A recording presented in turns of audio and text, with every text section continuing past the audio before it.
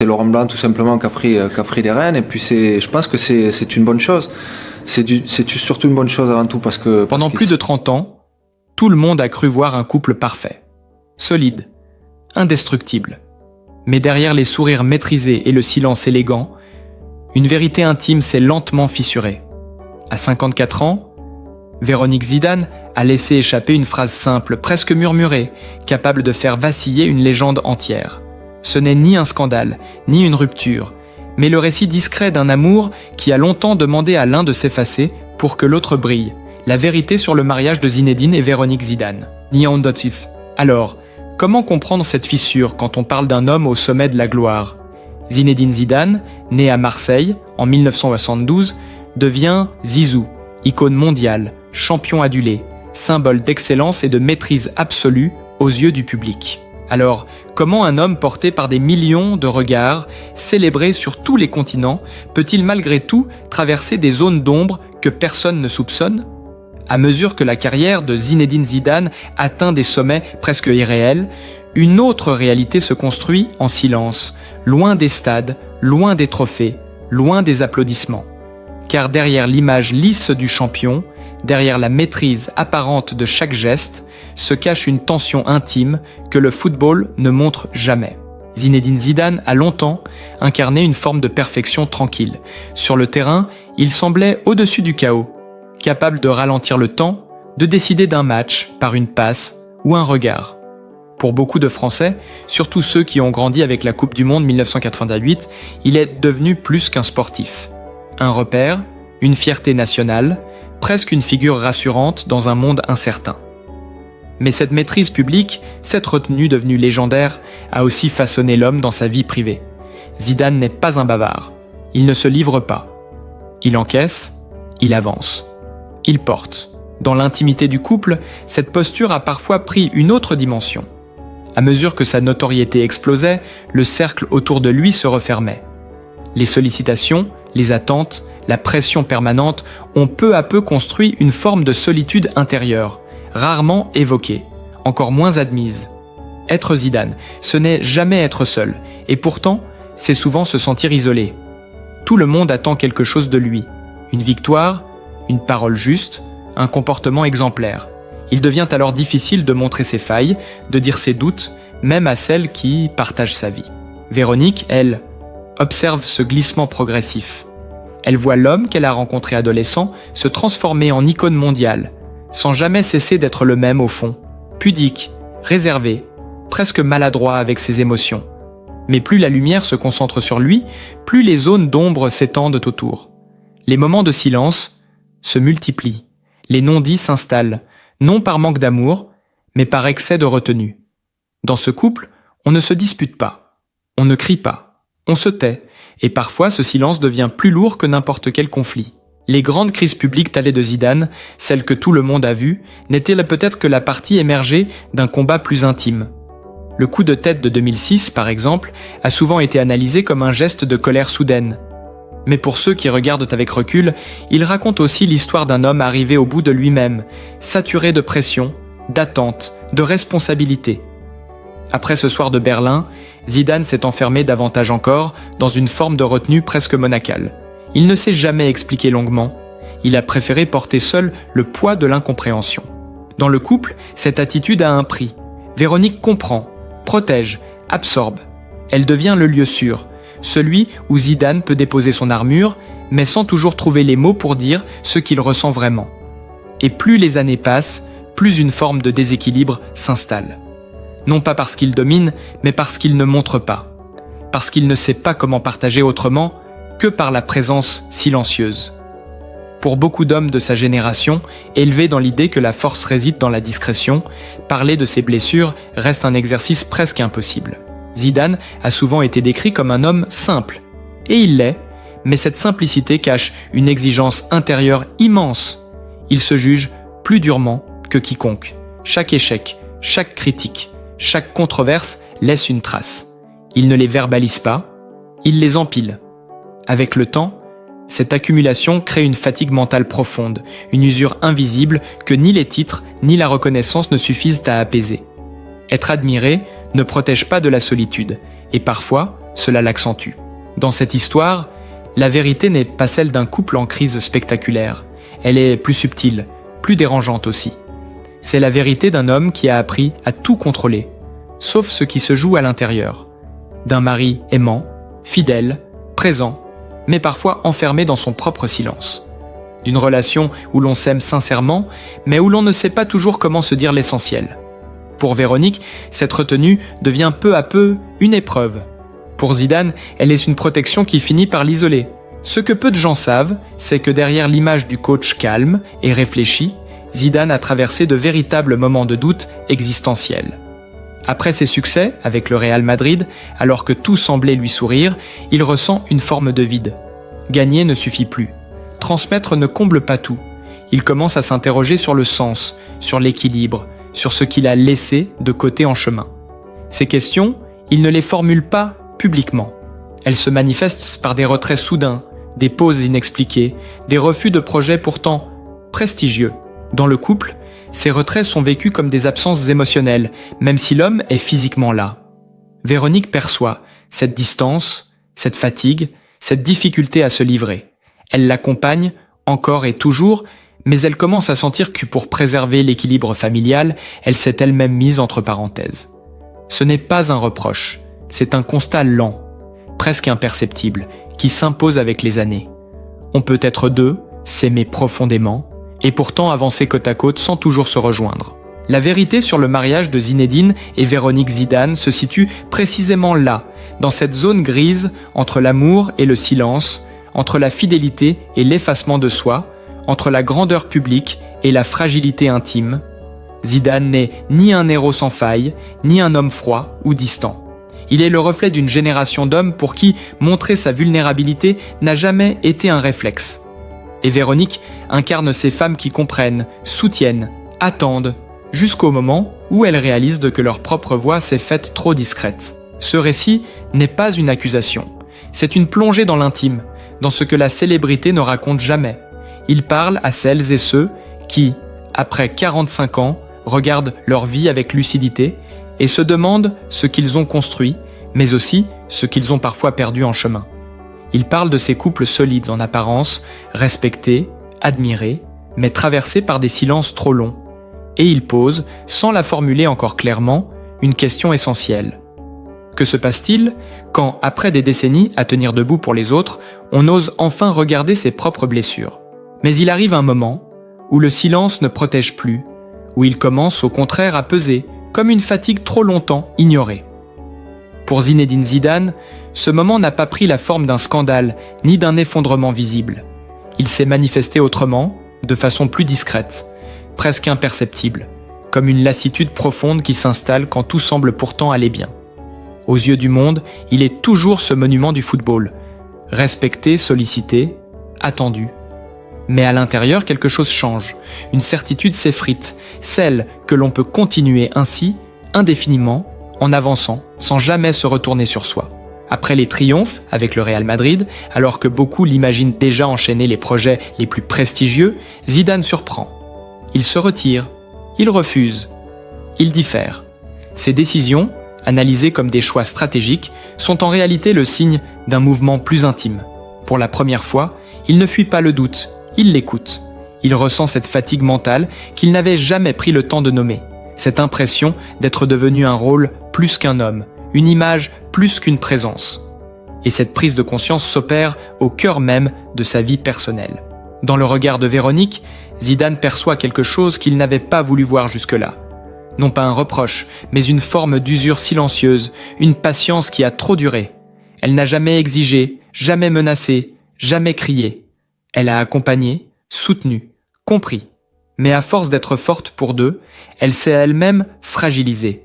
Et c'est précisément cette fragilité retenue qui agit comme un électrochoc. Zidane comprend alors que l'amour, aussi sincère soit-il, ne suffit pas quand il ne laisse pas de place à la parole et à l'équilibre. Ce n'est pas une révélation soudaine, mais une accumulation de petits signes, des conversations écourtées, des absences d'attention, des moments partagés sans réelle présence. Zidane, habitué à porter le poids des attentes extérieures, réalise qu'il a reproduit ce schéma à l'intérieur de son couple, sans le vouloir, En se taisant pour protéger, il a parfois laissé Véronique seule face à ses propres renoncements. Cette lucidité nouvelle est douloureuse, car elle heurte l'image qu'il a toujours eue de lui-même, celle d'un homme droit, fidèle, irréprochable. À cet instant précis, Zinedine Zidane fait un choix qui ne ressemble à aucun autre de sa carrière. Il choisit de ralentir vraiment. Pas pour préparer un retour, pas pour mieux rebondir, mais pour s'arrêter. S'arrêter pour écouter, s'arrêter pour comprendre, s'arrêter pour réparer ce qui peut encore l'être. En mai 2025, lorsqu'il annonce prendre ses distances avec le football professionnel, beaucoup y voient une pause tactique. Peu comprennent qu'il s'agit avant tout d'une décision profondément personnelle, presque existentielle. Pour la première fois, Zidane accepte de reconnaître publiquement une forme de fatigue intérieure. Il ne parle pas de dépression, ni de crise spectaculaire, mais d'un besoin de se recentrer, de reprendre contact avec ce qui lui échappait. Ce langage, inhabituel chez lui, marque un tournant. Il ne s'agit plus de maîtriser, mais de ressentir. Plus de contrôler, mais de partager. Cette évolution, discrète mais déterminante, modifie la dynamique du couple. Dans l'intimité, Zidane commence à se rendre disponible autrement. Il ne s'agit pas de gestes spectaculaires, mais de présence nouvelle. Être là, sans téléphone. Écouter sans chercher à résoudre. Accepter de ne pas avoir toujours les réponses. Pour un homme qui a passé sa vie à être attendu sur la solution, ce renversement est profond. Il découvre que la vulnérabilité n'est pas une faiblesse, mais une forme de vérité longtemps différée. Véronique, de son côté, perçoit ce changement avec prudence. Elle n'idéalise pas ce moment. Elle sait que les habitudes ne se déconstruisent pas en un jour. Mais elle ressent quelque chose de différent. Une attention réelle. Une écoute qui ne se ferme plus derrière le silence. Peu à peu, un nouvel espace s'ouvre entre eux, moins figé, moins asymétrique. Ce n'est pas un retour en arrière, c'est une transformation. Ils ne cherchent plus à préserver une image, mais à habiter leur relation autrement. Ce cheminement n'efface pas les années passées, ni les renoncements consentis. Il les éclaire différemment. Zidane comprend que sa réussite, si éclatante soit-elle, s'est aussi construite sur des sacrifices qu'il n'a pas toujours mesurés. Non par indifférence, mais par incapacité à regarder au-delà de son propre rôle. Cette prise de conscience le touche profondément, car elle remet en question la manière dont il a toujours défini la responsabilité masculine. Porter, tenir, protéger, parfois au prix de l'écoute. Au prix. La vérité qui se dévoile alors est moins spectaculaire que les titres de presse, mais infiniment plus forte. Ce n'est pas l'histoire d'un couple qui se brise, mais celle d'un homme qui accepte, enfin, de ne plus être seulement un symbole. En choisissant de faire un pas de côté, Zidane renonce temporairement à ce qui a fait sa gloire pour préserver ce qui donne du sens. Ce geste, invisible pour beaucoup, est pourtant l'un des plus courageux de sa vie. Dans cette période de transition, le couple Zidane cesse d'être une forteresse silencieuse. Il devient un espace en mouvement, imparfait, humain. Les discussions s'approfondissent, les silences changent de nature. Ils ne sont plus des murs, mais des respirations. Véronique reprend peu à peu une place qui n'est plus définie uniquement par le soutien, mais par l'expression de ses propres besoins. Zidane, lui, apprend à être présent sans se cacher derrière le statut ou la retenue. Ce processus, est lent, parfois inconfortable, mais il est réel. Il parle à toute une génération d'hommes et de femmes qui, arrivés à un certain âge, réalisent que la réussite ne protège pas du déséquilibre intérieur. Il rappelle que l'amour durable ne se mesure pas à l'absence de crise, mais à la capacité de traverser les vérités difficiles sans fuir. Et dans le cas de Zinedine Zidane, cette vérité prend la forme d'un choix rare, celui de se retirer du bruit pour entendre enfin ce qui, depuis longtemps, demandait à être dit. Et dans ce silence désormais habité, quelque chose commence lentement à se transformer. Non pas une révolution soudaine, mais un déplacement intérieur, profond, presque imperceptible pour ceux qui regardent de l'extérieur. Zinedine Zidane entre alors dans une phase de sa vie que ni les titres, ni les banques de touche, ni les projecteurs n'avaient préparée. Une phase où il ne s'agit plus de gagner, mais de comprendre. Plus d'imposer un rythme, mais d'accepter le sien. Plus d'être irréprochable, mais d'être juste. Pour la première fois depuis longtemps, Zidane accepte de ne plus être défini uniquement par ce qu'il fait, mais par ce qu'il ressent. Cette bascule est essentielle. Elle ne naît pas d'un échec professionnel, mais d'un trop-plein intérieure. Il découvre que l'on peut être comblé aux yeux du monde et pourtant en manque de sens. Que la réussite, lorsqu'elle n'est pas interrogée, peut devenir une cage dorée. Cette prise de conscience ne l'affaiblit pas. Elle l'apaise, elle lui permet de déposer enfin ce poids qu'il portait sans jamais le nommer. Dans cette période de retrait, Zidane redécouvre une forme de lenteur qu'il avait oubliée. Le temps cesse d'être une ressource à optimiser. Il devient un espace à habiter. Il observe davantage, écoute autrement. Il ne cherche plus à anticiper, à contrôler chaque issue. Il accepte l'incertitude, ce qui, pour un ancien meneur de jeu, obsédé par la maîtrise, représente une véritable rééducation intérieure. Cette acceptation marque une renaissance silencieuse, loin des récits héroïques, mais profondément humaine. Cette transformation rejaillit naturellement sur sa relation avec Véronique. Il ne s'agit plus de réparer le passé, mais de l'intégrer sans le nier. Zidane comprend que l'amour durable n'est pas fait d'équilibre parfait, mais de réajustement constant. Qu'aimer, ce n'est pas seulement protéger, mais reconnaître ce que l'autre a traversé. Dans cette nouvelle dynamique, il n'est plus celui qui avance seul pendant que l'autre suit. Il devient un compagnon qui marche à côté, attentif au rythme commun. La notion de réussite change alors de visage. Elle n'est plus liée à la reconnaissance extérieure, mais à la qualité de présence. Être là quand il faut. Entendre ce qui n'est pas dit. Accueillir ce qui dérange sans chercher à l'effacer. Zidane, longtemps perçu comme un homme de peu de mots, découvre que la parole peut aussi être un refuge lorsqu'elle est sincère. Il ne parle pas davantage pour convaincre, mais pour partager. Et cette nuance transforme profondément son rapport aux autres. Dans cette phase de réconciliation intérieure, Zidane développe une forme de philosophie de vie plus épurée. Il ne renie rien de son parcours, ni ses succès, ni ses choix passés. Il les regarde avec gratitude, mais sans s'y accrocher. Il comprend que chaque étape avait sa nécessité, y compris les silences, les absences, les maladresses. Cette lucidité n'est pas une auto-justification, mais une manière d'accepter la complexité de l'existence. On ne vit pas sans laisser de traces, en soi comme chez les autres. Ce regard apaisé lui permet aussi d'accepter ses propres limites. Il reconnaît que même les figures admirées peuvent se tromper, non par malveillance, mais par méconnaissance d'elles-mêmes. Cette humilité nouvelle n'est pas une posture. Elle est le fruit d'un cheminement intérieur qui l'éloigne définitivement de l'idée de perfection. Zidane n'aspire plus à être exemplaire, il aspire à être aligné. Cette nuance, subtile mais essentielle, redéfinit son rapport à la vie. Pour Véronique, cette évolution ouvre un espace longtemps attendu. Elle ne se définit plus uniquement comme celle qui soutient, mais comme une femme pleinement reconnue dans son individualité. Le couple n'efface pas les trajectoires personnelles, il les accompagne. Cette reconnaissance mutuelle devient le socle d'une nouvelle harmonie, plus souple, moins silencieuse, plus consciente. Ils n'ont plus besoin de prouver quoi que ce soit. Leur force réside désormais dans leur capacité à se dire la vérité sans se perdre. La renaissance de Zidane n'est donc pas un retrait du monde, mais une manière différente d'y être présent. Il choisit avec plus de discernement ce à quoi il consacre son énergie. Il privilégie les échanges vrais, les engagements qui font sens.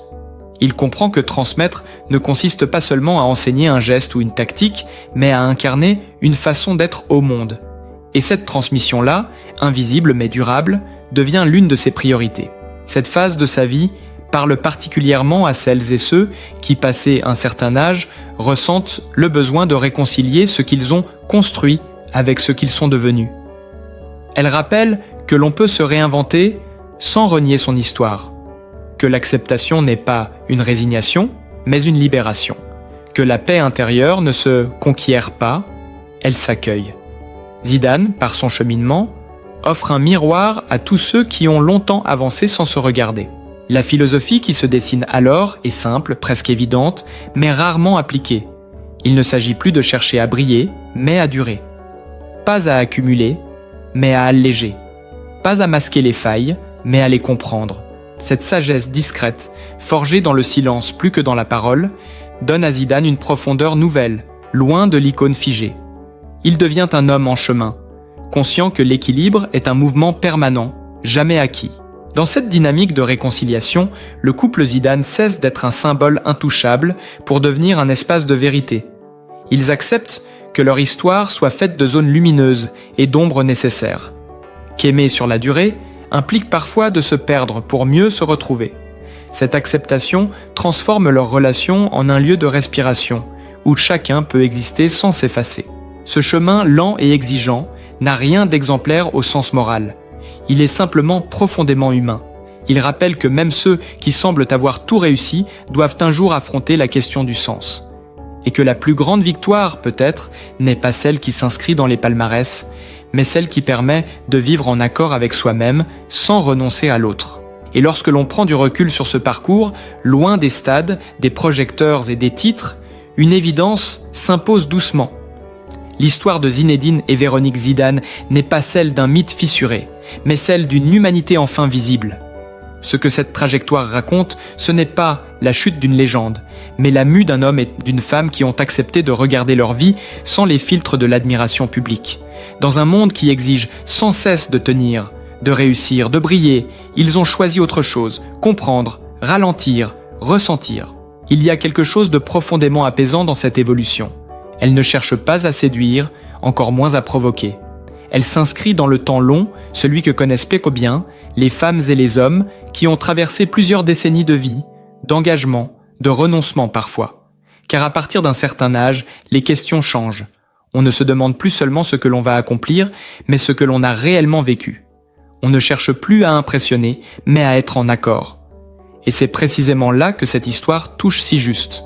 Zinedine Zidane, longtemps perçu comme une figure de maîtrise absolue, a accepté de ne plus se définir uniquement par ce qu'il représente pour les autres.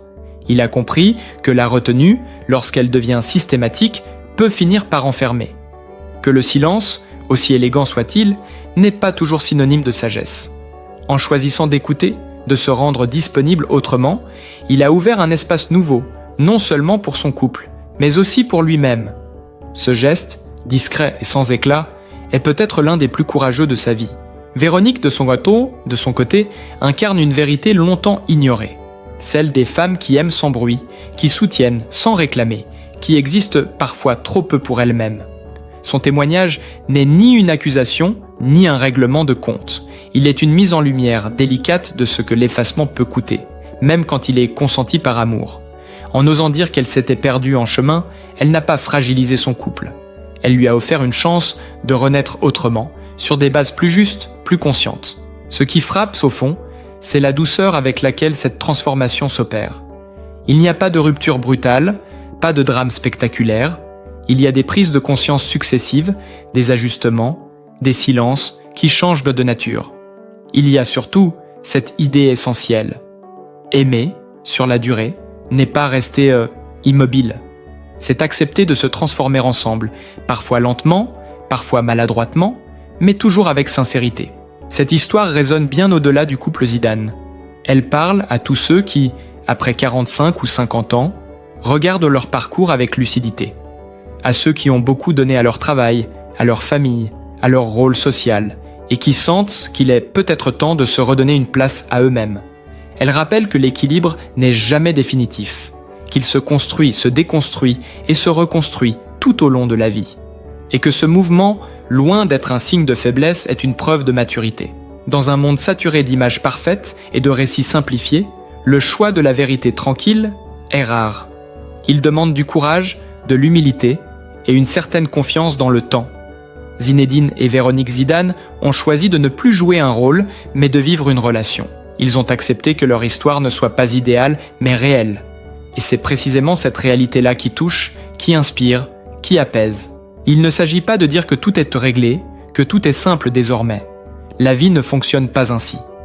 Il s'agit plutôt d'affirmer que la lucidité ouvre un chemin, que la parole, même tardive, peut réparer, que l'écoute, même imparfaite, peut transformer, et que la reconnaissance mutuelle est souvent la plus belle des victoires, celle qui ne se célèbre pas dans les stades, mais dans le calme d'un regard partagé. Peut-être est-ce cela, au fond, la véritable leçon de cette histoire.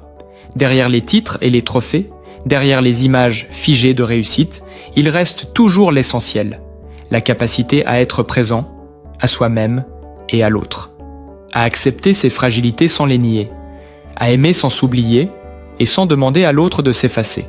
Une victoire silencieuse, invisible, mais infiniment précieuse. Si ce récit vous a touché, s'il a fait écho à votre propre parcours, à vos questions, à vos silences parfois, n'hésitez pas à partager votre ressenti. Vos commentaires sont un espace d'échange, de réflexion, de vécu. Et si vous souhaitez continuer à explorer ces histoires humaines, profondes, loin du bruit et des jugements rapides, pensez à soutenir cette chaîne en laissant un like ou en vous abonnant. Votre présence ici donne du sens à ces récits. Et parfois, écouter ensemble, c'est déjà commencer à se comprendre un peu mieux.